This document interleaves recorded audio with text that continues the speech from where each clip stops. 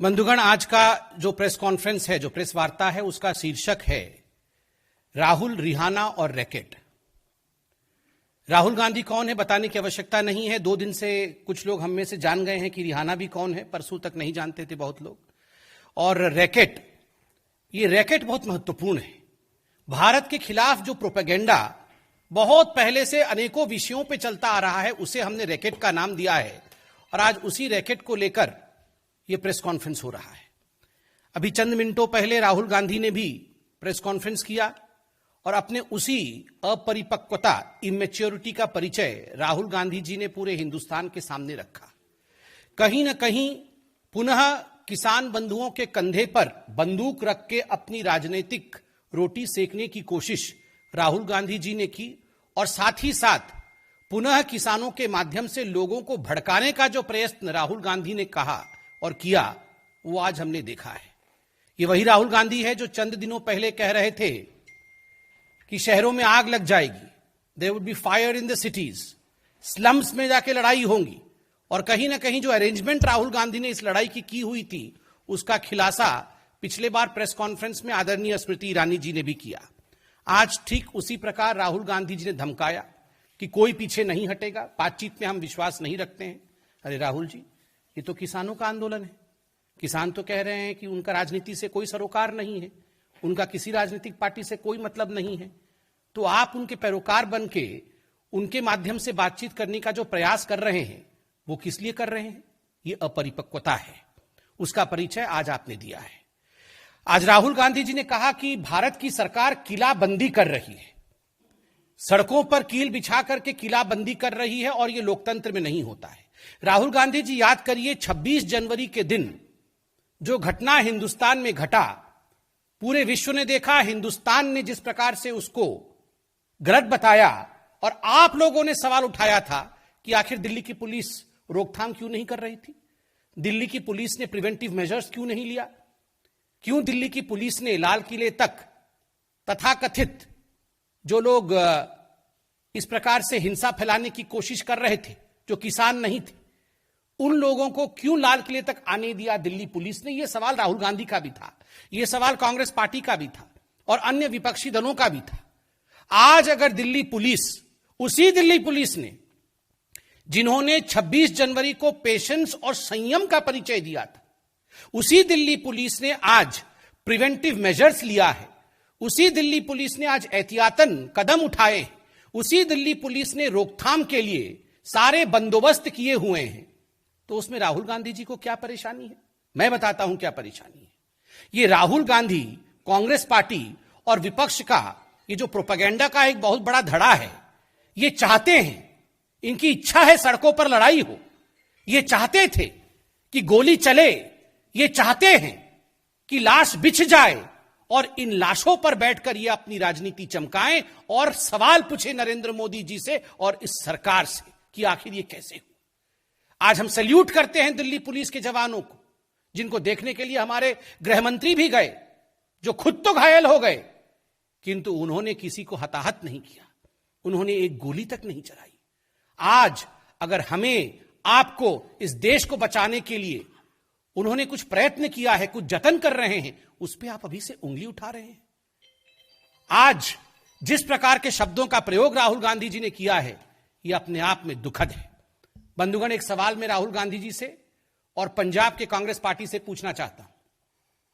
कल पंजाब के कांग्रेस पार्टी ने एक ऐलान किया कि 122 लोग जो गिरफ्तार हुए हैं 26 जनवरी में हिंसा फैलाने के कारण, उन लोगों को तुरंत रिहा किया जाए और उनको पंजाब की जो कांग्रेस है और सेंटर की कांग्रेस उनको लीगल एड देगी। सवाल उठता है, जिस दिन 26 जनवरी का यह घटना हुआ था, कुछ लोग लाल किले पर चढ़ गए थे, जहां झंडा नहीं फहराना चाहिए किसी और धर्म का, वहां केवल तिरंगे का स्थान है, वहां आपने उपद्रव किया था। उसके बाद ये तमाम नेताओं ने, राहुल गांधी समेत तमाम जो कांग्रेस के नेता थे, उन्होंने कहा था कि ये भारतीय जनता पार्टी के कार्यकर्ता हैं, भारतीय जनता पार्टी ने अपने एजेंट्स और अपने लोगों को भेजा है हुड़दंग करने के लिए, यहां पर हिंसा फैलाने के लिए, ताकि किसानों का आंदोलन बदनाम हो जाए। So that in fact the Kisan Andolan, the name of the Kisan Andolan is tarred. Is blackened. और आज जब वही हुड़दंगी गिरफ्तार हो रहे हैं तो आप कह रहे हैं कि इनको रिहा कर दीजिए, तभी जाके बातचीत होगी। आप कह रहे हैं इनको रिहा कर दीजिए क्योंकि ये अच्छे लोग हैं। कैसे? आपको क्यों इतनी पीड़ा हो रही है? आप तो इन्हें बीजेपी के कार्यकर्ता और एजेंट बता रहे थे।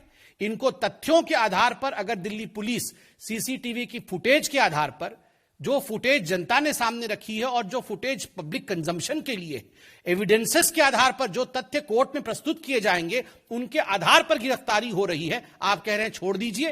अर्थात ये आप ही के लोग थे, अर्थात ये कांग्रेस पार्टी आप ही के लोग थे ना, जिनके लिए आप इतने चिंतित हैं और लीगल एड देंगे। वरना मैं तो नहीं मानता हूं कि इस देश में ऐसी कोई संस्था होगी जो अनार्की फैलाने वालों को, जो हिंसा फैलाने वालों को, और 26 जनवरी में जो दुर्घटना हुई थी उनके साथ कोई भी संस्था खड़ी होगी, ऐसा तो मुझे नहीं लगता। स्वाभाविक रूप से यह प्रश्न राहुल गांधी जी के लिए है, क्या ये लोग आपके हैं जो आप इनके लिए लीगल एड देने के लिए तत्पर हैं? राहुल गांधी जी ने आज कहा, बहुत दुख के साथ मुझे कहना पड़ रहा है, मैं वो सेंटेंस लिख के लाया, उन्होंने कहा यह सरकार किसानों को मारना चाहती है। यह सरकार सबका साथ, सबका विकास और सबके विश्वास, इस मंत्र के आधार पर काम करती है। किसी को मारना यह सरकार नहीं चाहती है। सब कैसे उभरे, सब कैसे आगे बढ़े, सब कैसे विकास करे, इसकी चाहत इस सरकार की है। किसान, मजदूर, मजलूम, महिला, युवक, सबके लिए किसानों की सरकार काम करती है। हमारी सरकार किसानों की भी सरकार है। और देखिए मारना क्या होता है, इसका आर्टिकल मैं निकाल के लाया हूं। 1998 में मध्य प्रदेश में सरकार किसकी थी? कांग्रेस पार्टी की थी। अंधाधुंध गोली किस पर चली थी? किसानों की रैली पर चली थी। कितने किसान मारे गए थे? 28 किसान जलियांवाले बाग की तरह वहां भून दिए गए थे। राहुल जी, इसे मारना कहते हैं, इसे रौंदना कहते हैं, इसे डेमोक्रेसी को समाप्त करना कहते हैं। किसानों के लाशों के ऊपर आपने राजनीति की थी। आज आप हमारी सरकार को कटघरे में घेरने की कोशिश कर रहे हैं, झूठे भ्रम को फैलाने की कोशिश कर रहे हैं। आप कह रहे हैं हम मारना चाहते हैं, यह निंदनीय है। राहुल जी, केवल आप नहीं, एक और है, रिहाना, उन्होंने भी ट्वीट किया है। ना राहुल को मालूम है कुछ कृषि के बारे में, ना रिहाना को मालूम है कुछ कृषि के बारे में। पूछिए दोनों को, ये रबी क्रॉप क्या होता है, खरीफ क्रॉप क्या होता है, कुछ नहीं मालूम। ना राहुल को मालूम, ना रिहाना को मालूम, मगर दोनों की आदत एक है, दोनों ट्वीट कर रहे हैं। आप बताइए कहां थे ये लोग जब महात्मा गांधी के स्टैच्यू को कैलिफोर्निया के अंदर अभी चंद दिनों पहले डेसिक्रेट किया गया। महात्मा गांधी हमारे राष्ट्रपिता हैं और केवल भारतवर्ष के राष्ट्रपिता नहीं है। महात्मा गांधी पूरे विश्व के द अपोस्टल ऑफ पीस हैं, शांति दूत है पूरे विश्व के लिए। जब उनके धड़ को अलग कर दिया जाता है कैलिफोर्निया में, उनके स्टैच्यू के धड़ को, तो कोई भी इनमें से जो आज ट्वीट कर रहे हैं, जो इंटरनेशनल फिगर बने हुए हैं, उनमें से किसी ने ट्वीट किया? किसी ने ट्वीट नहीं किया। जब 84 के दंगे हुए, इनमें से किसी ने ट्वीट किया? हो सकता है उनका जन्म नहीं हुआ हो, मगर इनके जो इकोसिस्टम के लोग हैं, इनमें से किसी ने ट्वीट किया? किसी ने ट्वीट नहीं किया। जब कश्मीरी पंडितों को निकाला जाता है, मैं नहीं कह रहा हूं कि 3 व्यक्तियों का नाम, मगर ये जो इकोसिस्टम है, उनमें से किसी ने कश्मीरी पंडितों के ह्यूमन राइट्स के लिए ट्वीट नहीं किया। और मैं पूछता हूं, दिल्ली पुलिस के जो जवान थे, उनके हाथ कट गए, उनके ऊपर तलवार से आक्रमण हुआ, उनको कूदना पड़ा खाई के अंदर, किसी ने इनमें से तथाकथित ह्यूमन राइट एक्टिविस्ट है, किसी ने ट्वीट किया कि ये ह्यूमन राइट वायलेशन है? किसी ने ट्वीट नहीं किया। और आज राहुल एंड रिहाना ट्वीटिंग।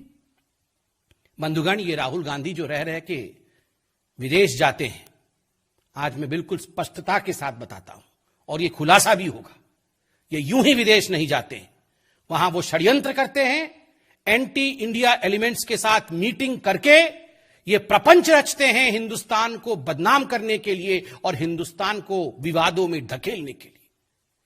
चाहे वो रिहाना हो, चाहे वो मियां खलीफा हो, ये सारे जो जिन लोगों ने ट्वीट किया हुआ है, ये सारे लोगों से किस प्रकार मिलना, प्रपंच करना, हिंदुस्तान के खिलाफ प्रोपेगेंडा करना, ये राहुल गांधी का बिल्कुल पहला काम है। और यही राहुल गांधी करते हैं विदेश में जाके। आप सोचते होंगे हमें कैसे मालूम? हमने आपको कहा था ना कि चाइना से जाके चुपके चुपके मिलते हैं, बाद में सब कागज सामने आया। 2008 का MOU भी हुआ था, वो फोटो भी सामने आया मां बेटे का। शी जिनपिंग बैठे हुए हैं, मां बेटे दाएं और बाएं खड़े थे, वहां भी जाके मिल के आए हैं चुपके चुपके। चोरी चोरी चुपके चुपके वहां भी जाके प्रोपेगेंडा करके आए थे और आज चाइना चाइना कर रहे थे, डिफेंस बजट के बारे में बोल रहे थे। जितना डिफेंस बजट पे मोदी की सरकार ने एक्सपेंडिचर किया है, मॉडर्न गैजेट्स के लिए जितने इस सरकार ने काम किया है, किसी पिछले सरकार ने उतना काम नहीं किया है।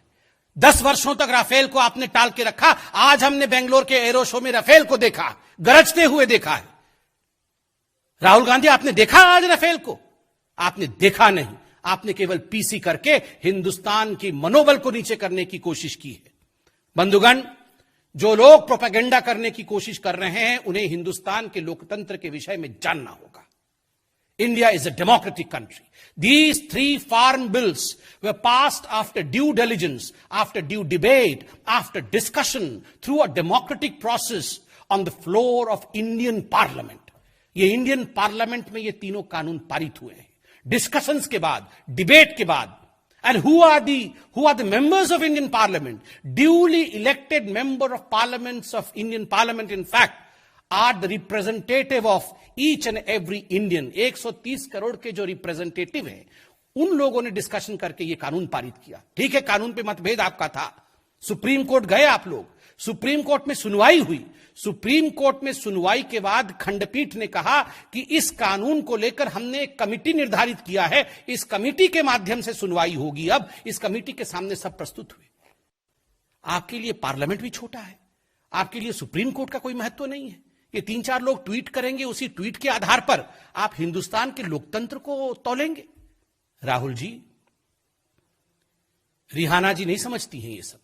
कम से कम आप सोचने और समझने की क्षमता रखिए। वो नहीं जानती है इंडियन पार्लियामेंट्री स्ट्रक्चर क्या होता है। ये मियां खलीफा नहीं जानती है सुप्रीम कोर्ट हिंदुस्तान में किस प्रकार से इस पूरे विषय को सुन चुका है, किस प्रकार से कमिटी की गठन हुई है, किस प्रकार इस कानून को लेकर 11 राउंड ऑफ टॉक्स हो चुके हैं और तमाम आला मंत्री इन टॉक्स में थे। प्रधानमंत्री जी ने ऑल पार्टी मीटिंग में 3 दिन पहले किस प्रकार का फिर से इस विषय का पुनरावृत्ति की कि I am just a phone call away. यह होता है लोकतंत्र। इसलिए इंडिया अगेंस्ट प्रोपेगेंडा, जो आज पूरा भारतवर्ष कह रहा है और आज हम भी कह रहे हैं कि इस प्रकार के झूठे अपवाद, इस प्रकार के झूठे प्रोपेगेंडा से हम सबको बचने की आवश्यकता है। और जो मेन स्ट्रीम पॉलिटिकल पार्टीज के नेता हैं जैसे राहुल गांधी, इस प्रकार की भ्रम फैलाने की कोशिश वो ना करें।